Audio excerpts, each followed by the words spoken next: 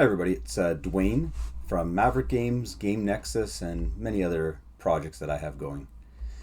Today I'm going to be talking to you about Harpy as well. What we're going to be talking about is how to utilize the CODEX section for your players that you're introducing to Harpy. So the first thing you're going to want to do is you're going to want to go to the Harpy main page, and you want to go to the Build Your World section. Now ideally you've already got some worlds created. So I'm going to go ahead and choose one of my worlds right here. This is a Dragonlance campaign that I'm running right now, and I've got it pre-populated with a lot of characters and NPCs already.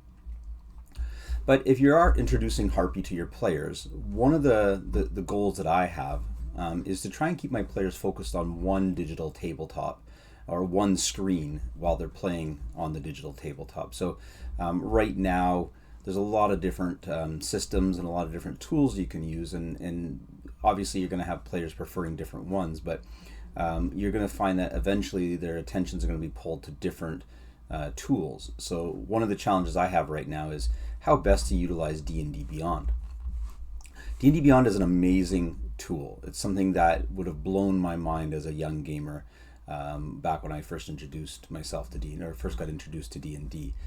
One of the problems that I find with D&D Beyond, and it's becoming increasingly clear, is that my players, albeit my players are younger players, my players are starting to just rely on D&D Beyond's automation. And I've come to realize that some of my players don't even know how to play D&D. When I say play D&D, the actual rules behind the game. So when it comes to, for example, skill rolls or abilities and such like that, they're just used to being told where to click. I had one player, for example, who quite literally didn't know how rolls were compiled. So a D20 roll plus an ability modifier plus a proficiency bonus, for example, is a core tenet of how D&D skills are run. Didn't know that because it was automated for him. So one of the goals that I'm having with Harpy now is I want to actually pull my players into this virtual table and not automate some of the stuff that they should be doing during the game. Now, being that Harpy has a dice roller built in means that they can roll dice in Harpy. Heck, if they wanted to roll dice in person, they could as well. Cheating players notwithstanding. However, today I'm going to show you how to bring character information into Harpy and how best to utilize Harpy's system to have your players be able to use their character sheets right in here. So the first thing you're going to want to do is go into the tab that has the option for creating characters and go ahead and create a character. I want to call this a character entity for your player. So you simply click on that and it's going to pull up a little page that says create new entity, and this is where you're going to put the player's name. So in this case, I'm just going to put down Geldor. And below that is going to be the name that the players will see. So I don't mind having the players see Geldor, but this is useful if you're actually having NPCs and you want to catalog them properly in your game, but you don't want the players to see. And you can leave the rest blank. If you want to put in a description, you can. I'll put in a description, a brave knight. Next step is to actually populate it with a picture. This again is optional. Harpy will populate an image for you, but when you start cataloging entities in your Harpy virtual table, it's nice to be able to actually have images and thumbnails to go with it. So I'm just going to go in here and grab a thumbnail at random here. Sure, let's grab this one right here.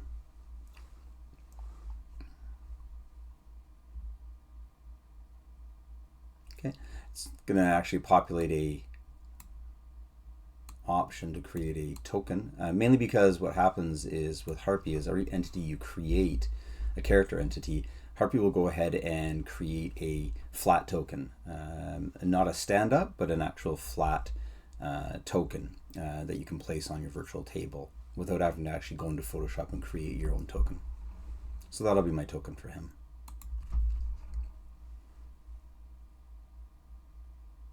Okay, so I've got an entity created for Geldor, a brave knight.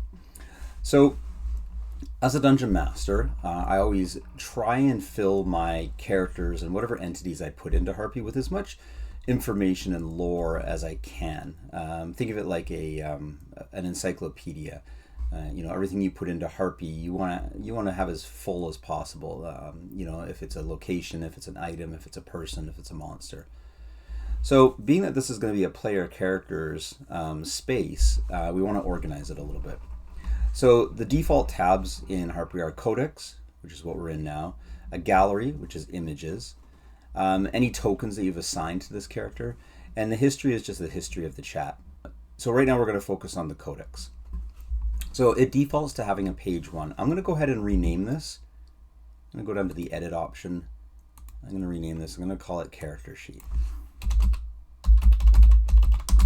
See why in a second.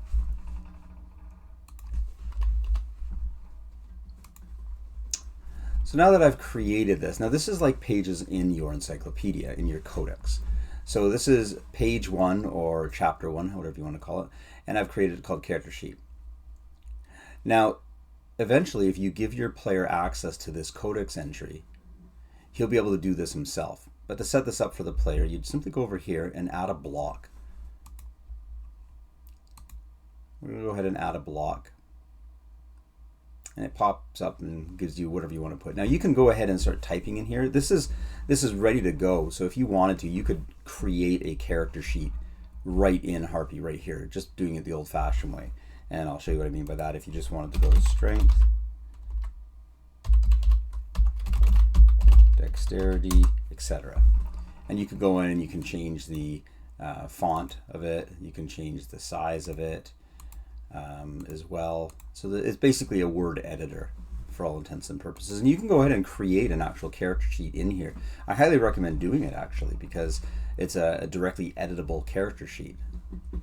Meaning you can go in and type what you want and track what you want, and eventually the players can just edit this and change things. So there's nothing wrong with doing that inherently.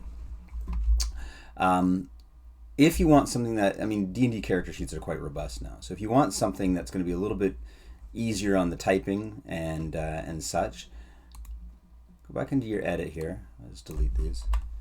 And you can actually import images as well. And one of the cool things about D&D Beyond versus having a player scroll out his entire character sheet like I did back in the 80s, he can actually import it as a PDF.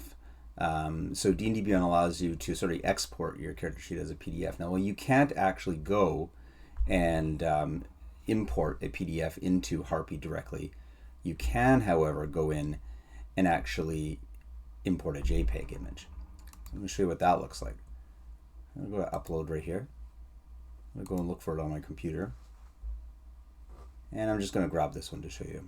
This is just a nondescript downloaded sheet that I have. Okay, it's good to go. And I'm going to save it. And there we go. Now I'm going to do one more thing here. I'm going to resize it. So I'm going to go to full screen in my block. And you'll see that I have a full screen. But being that I'm full screen now, I have the ability to drag this down a little bit and make it bigger. Now you got to be careful because the JPEG images will start to blur a bit.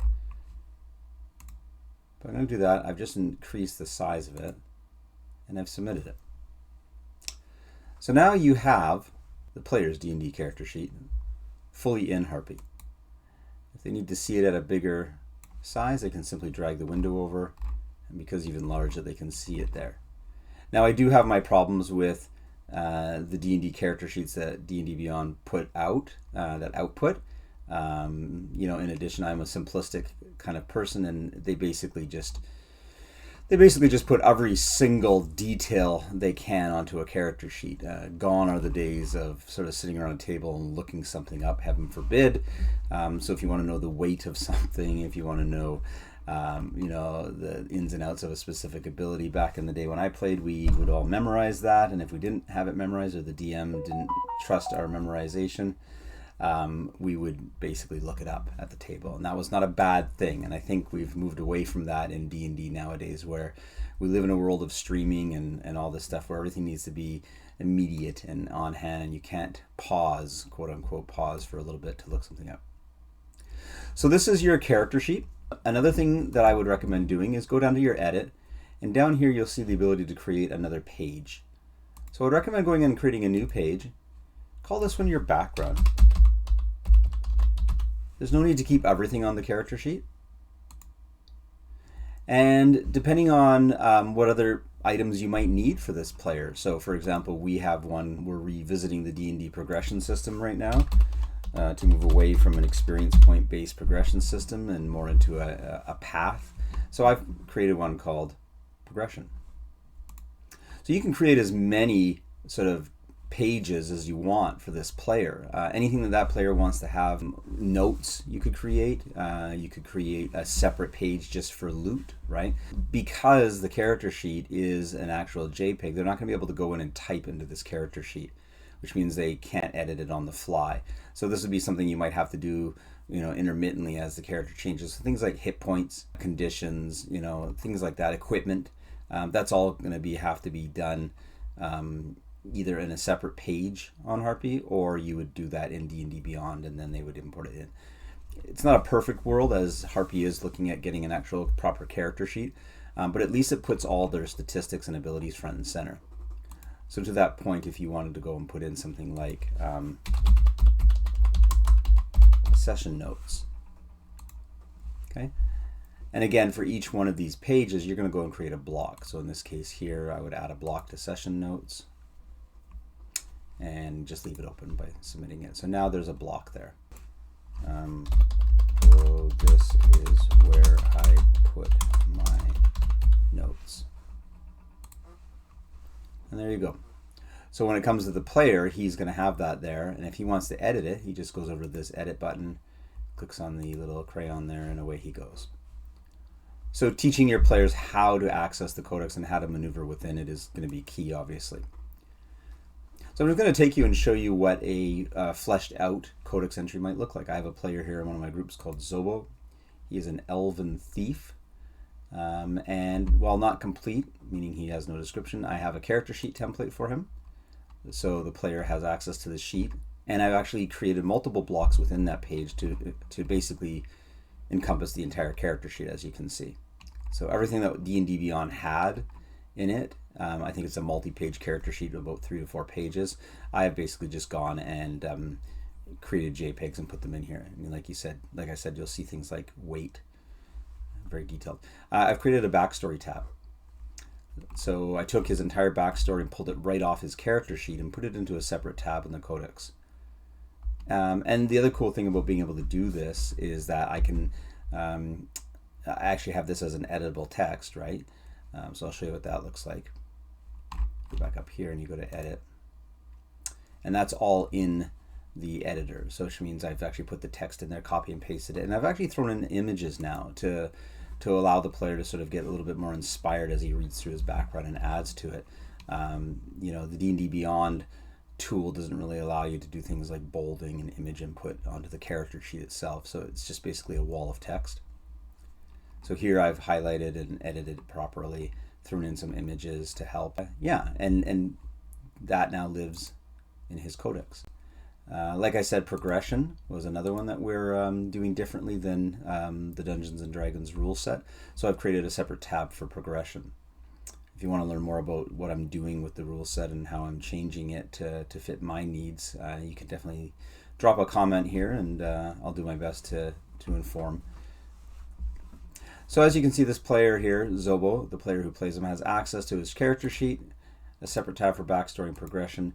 And just finally, if you wanted to remove that issue of not being able to edit the character sheet, like I said, just go in and create an actual character sheet by typing in all the information right into Harpy itself, just like you would if you had to grab a piece of paper and start writing all your stats like we used to do when I was 12 years old playing D&D, and typing in everything. And the good thing about that is you're going to learn your character sheet really quickly if you have to sit there and type everything out, which I think is lost nowadays with all this automation. They just kind of look for stuff and click. So yeah, so that's a basic video on how to use the codexes in your game of D&D using the Harpy VTT. And if you have any questions and you want to know a little bit more about how Harpy is used in my sessions, how I'm making use of this amazing VTT, drop a comment below. I'll reply back. Thanks for tuning in. Make sure you like and subscribe and check off those notifications as we get more Harpy and D&D content to you. In the meantime, everybody, have a great day.